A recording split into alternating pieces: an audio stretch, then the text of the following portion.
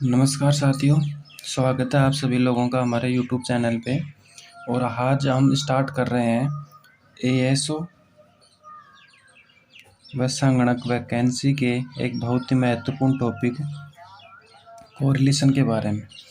Correlation start करने से पहले मैं यह उम्मीद रखता हूं कि आप लोगों को स्टैंडर्ड डेविएशन और मेजर ऑफ सेंट्रल टेंडेंसी के अर्थमेटिक मीन के बारे में आप लोगों को थोड़ा बहुत पता होगा, जिससे कि जब हम सहसंबंध के फॉर्मूलाज पढ़ेंगे तो उसमें स्टैंडर्ड डेविएशन और अर्थमेटिक मीन का यूज होगा।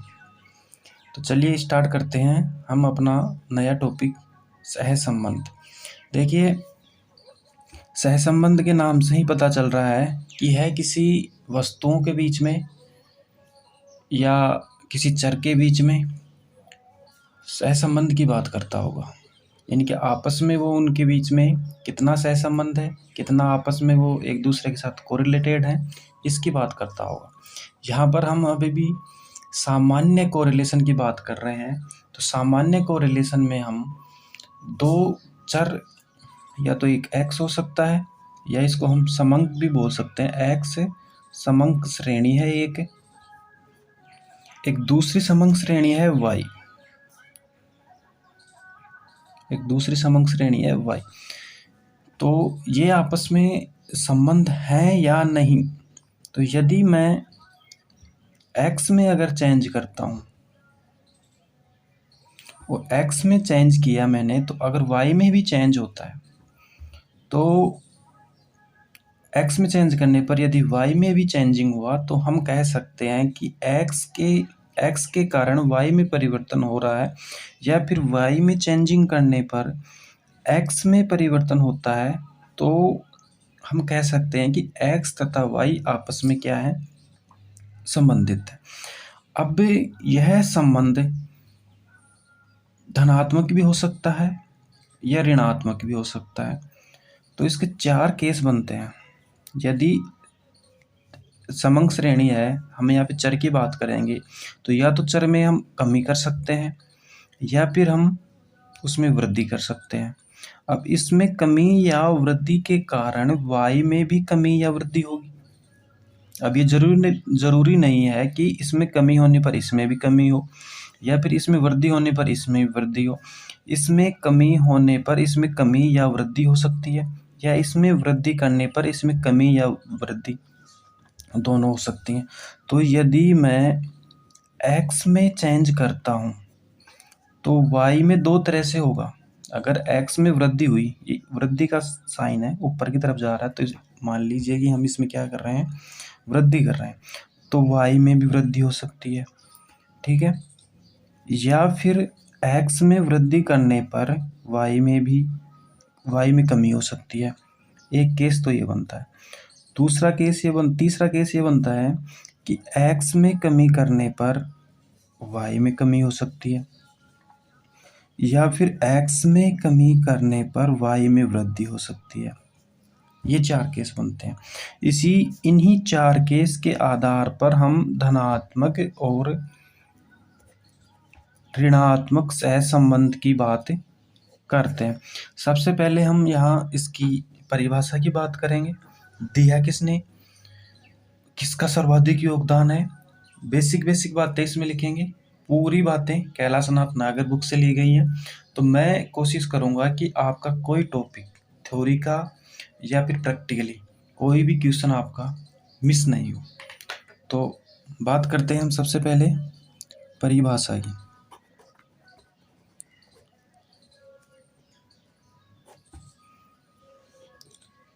जब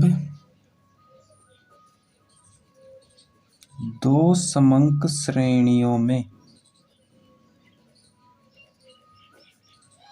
देखिए मैं इसको अपनी लैंग्वेज में बहुत इजी वे में मैं आपको लिखवा रहा हूँ, बुक के एज इट इज लाइन में आपको नहीं लिखवा रहा हूँ, तो जिससे कि आपको ये अच्छी तरीके से बहुत जल्द ही समझ में आ जाए।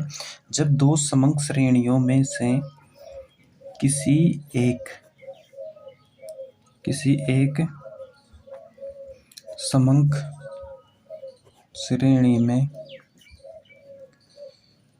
परिवर्तन करने पर दूसरी समंक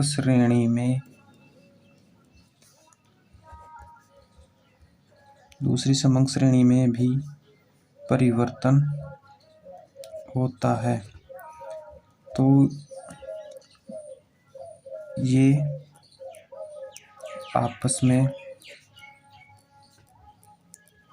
सह संबंधित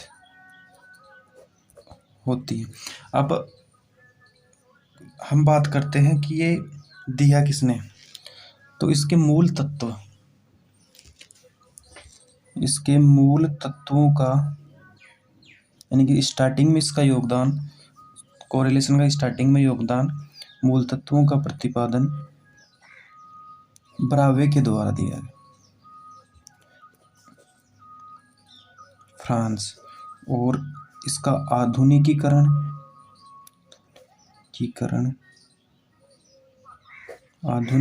व सर्वाधिक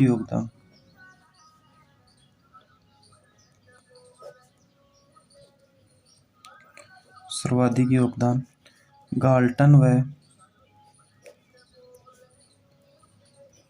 कार्ल पियर्सन का रहा।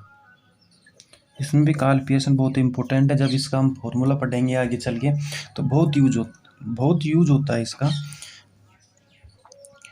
अब इसको इंडिकेट किससे करते हैं, तो इसको आर से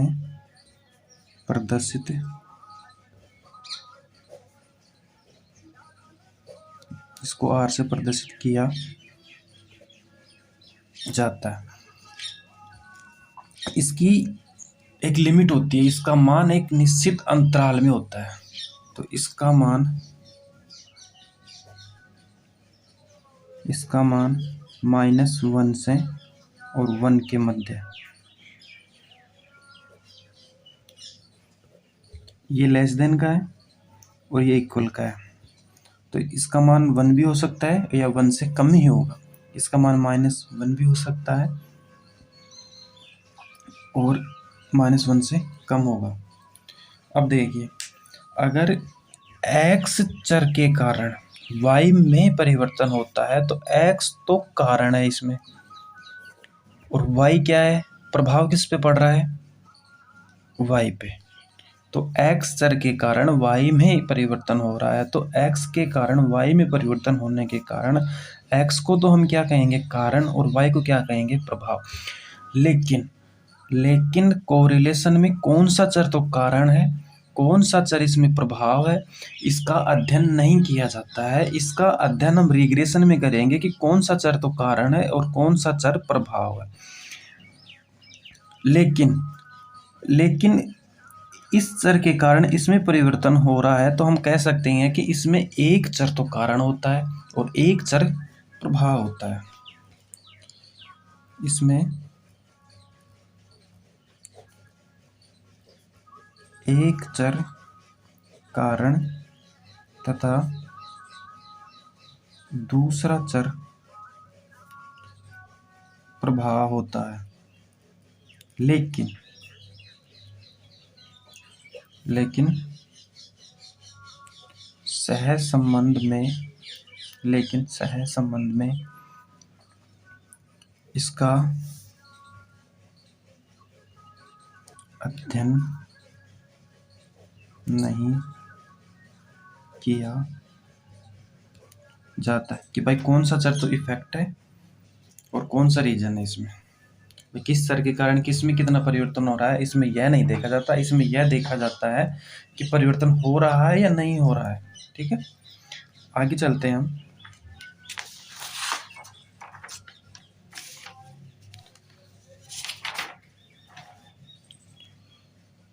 यदि r बराबर +1 है तो इसे पूर्ण धनात्मक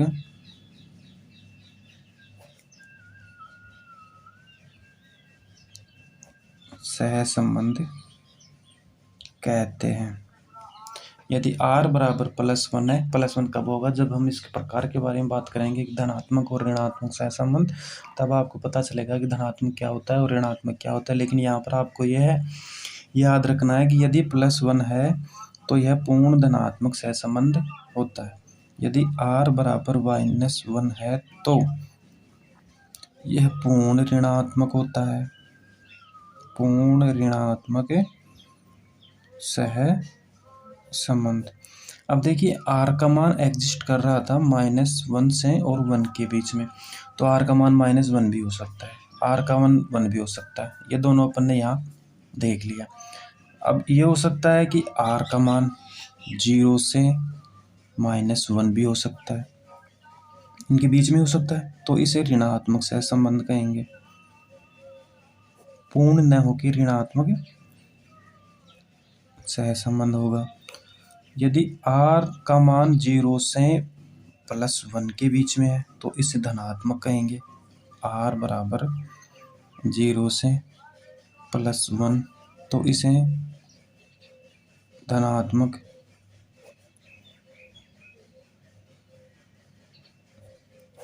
धनात्मक सहसंबंध कहेंगे।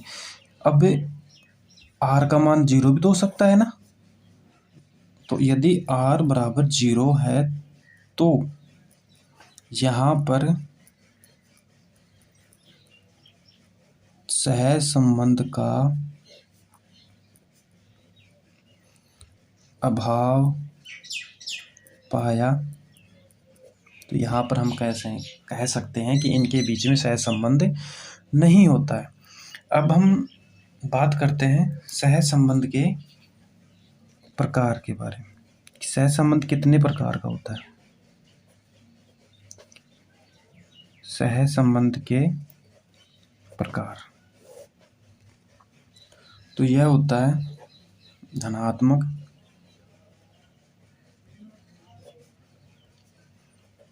व ऋणात्मक सहसंबंध, सरल व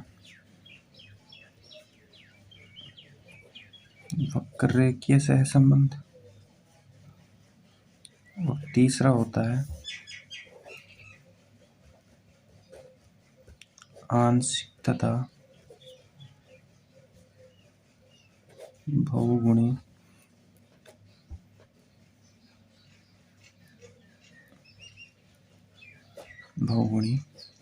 सहसंबंध।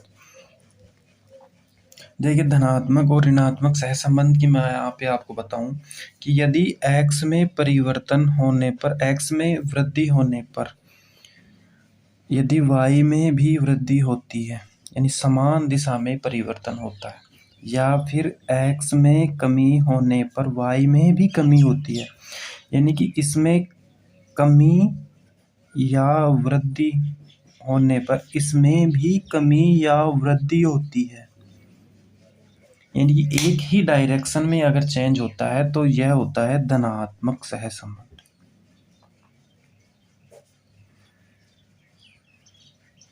यह होता है धनात्मक सहसंबंध। या फिर x में वृद्धि होने पर y में कमी हो, ठीक है, या फिर x में कमी होने पर y में वृद्धि हो, यानी कि विपरीत डायरेक्शन अगर होते हैं तो यह होता है ऋणात्मक, यह होता है ऋणात्मक सहसंबंध। तो ये तो हो गया धनात्मक और ऋणात्मक सहसंबंध। आगे हम बात करेंगे डिग्री ऑफ कोरिलेशन की, तो उसमें बताएंगे कि किस दिशा में कितना परिवर्तन होने पर r का मान कितना होता है। सरल व वक्ररेखीय सहसंबंध, यदि x और y चर में यदि ग्राफ खींचा जाए तो यदि एक सीधी लाइन हमें प्राप्त हो तो यह तो होता है सरल रेखीय। या फिर x और इधर बना देता हूँ मैं, x और y के मध्य अगर ग्राफ खींचा जाए तो वह एक सीधी लाइन न हो करके यदि एक कर्व के रूप में हो, एक कर्व्ड लाइन अगर हमें प्राप्त हो तो वह होता है वक्ररेखीय सहसंबंध। और आंशिक तथा बहुगुणी सहसंबंध बहुत इंपॉर्टेंट होता है। इससे क्वेश्चंस बनते हैं कि अभी तक तो हम बात कर रहे थे एक्स और वाई चर के बारे में, सिर्फ सिंपल कोरिलेशन के बारे में। इसमें बात करेंगे दो या दो से अधिक चरों की। तो इसमें क्वेश्चन भी पूछा जाता है कि आंशिक सहसंबंध के लिए कम से कम कितने चर होने चाहिए। आंशिक सहसंबंध के लिए कम से कम 3 चर होने चाहिए, इसमें ज़्यादा चर होते हैं।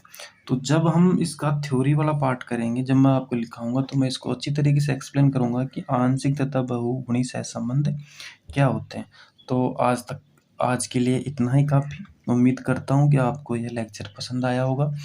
अगर अच्छा लगा हो तो लाइक ज़रूर कीजिए, शेयर भी कीजिए और सब्सक्राइब भी कीजिए। मैं यहाँ पर आपको कंप्लीट थ्योरी और कंप्लीट न्यूमेरिकल पार्ट संगणक के दृष्टिकोण से कैलाश नाथ नागर बुक से कंप्लीट करवाने की कोशिश करूँगा। धन्यवाद।